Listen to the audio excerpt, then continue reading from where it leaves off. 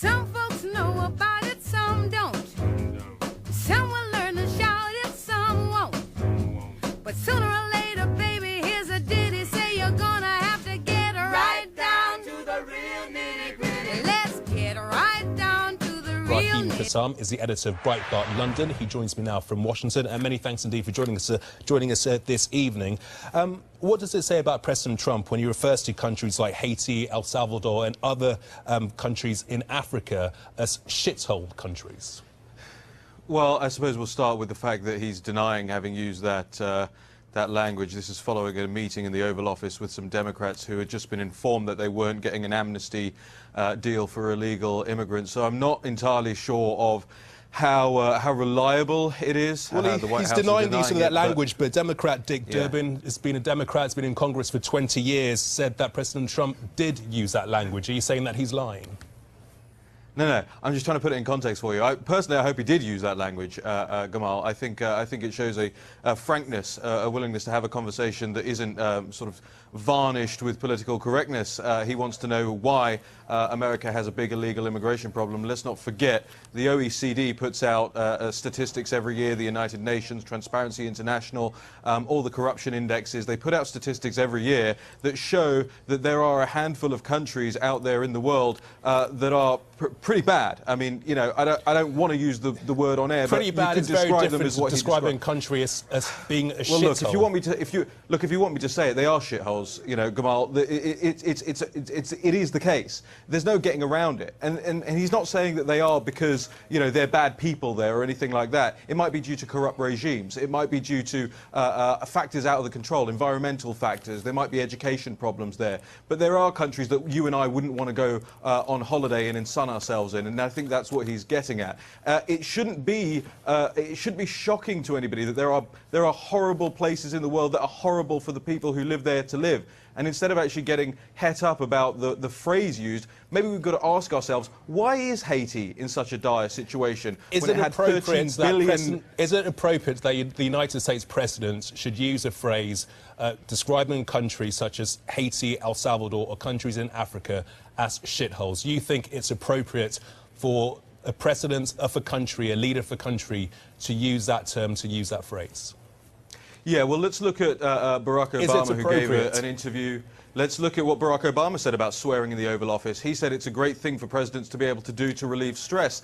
Joe Biden, when the Obamacare legislation was passed, described it on live microphone as a big effing deal. So I think the level of appropriateness has already been set by Trump's predecessors on this one. So my answer is, yeah, it's perfectly fine. You think it's fine that... I'm not talking about Barack Obama, I'm not talking about any other leaders. Of course you're not. We're talking about this president describing a country as a shithole country. You think that's fine? Yeah, I think that's fine. OK, what about President Trump saying that he's not going to come to the United Kingdom and open this embassy? What is your thoughts, your reflections on that? Well... Oh, have we lost him? Have we lost Raham? Oh, what a crying shame.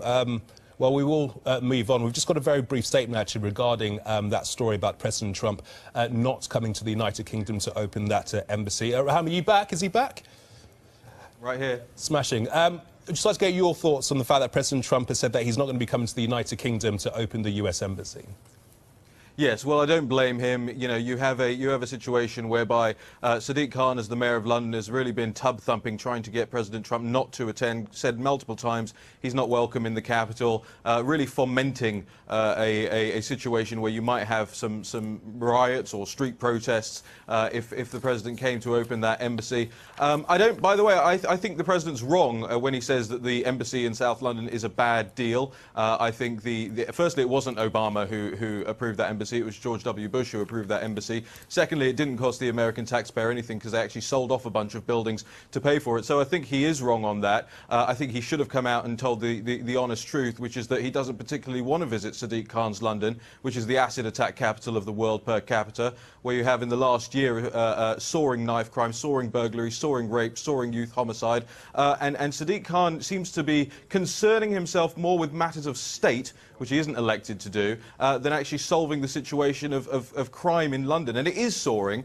And I have to say this, and you'll excuse me for being churlish about it, but places like Sky News and the BBC and all the best and brightest journalists in the country are not covering this.